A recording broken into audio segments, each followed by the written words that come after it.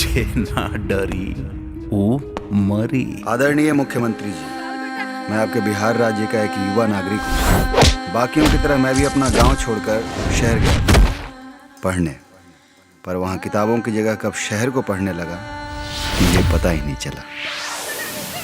उसी शहर के पन्ने पर जब एक दोस्त ने कहा इस देश का जड़ गांव में है, क्या जगह अपने गांव में, तब मेरी नींद खुली और अब मैं जगाना चाहता हूं अपने गांव के लोगों को।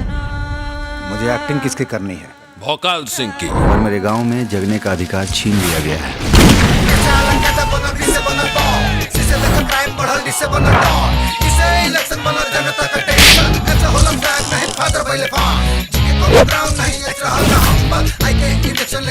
भोकाल सिंह है तो का जिसको मन करेगा उसको मार देगा।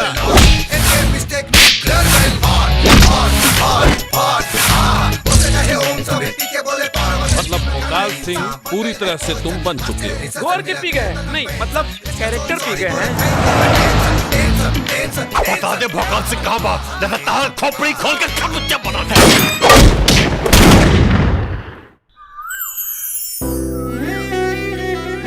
रउआ हमारे पीछे काय करत बानी? हम पीछे थोड़ी कर रहे हैं, तो आप आगे आगे जा रही हैं। गाँव दिखा दी, पतझड़ में सावन के मिलन दिखा दी। पैसे के गुरूर ने आपको अंधा कर दिया है, लोगों का इस्तेमाल करने लगे आप हम सब पर राज करना चाहते हैं। नथुनिया ना नथुनी छोड़ दे हमरा के, हमरा सर पर खून सवार था।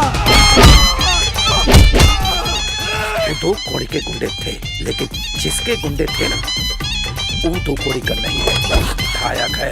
विधायक जिसे आप नहीं जानते।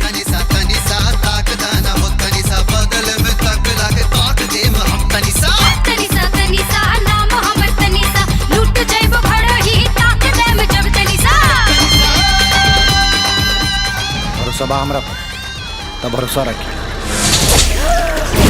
सजा हम ना दे, अब तू ही तय करिए अपना बाबूजी के सजा। लेकिन एक न एक दिन उसके अंदर का भौकाल जागेगा जरूर। हम आदत है बे, एक बार लग जाए तो लगाइए के जाते हैं।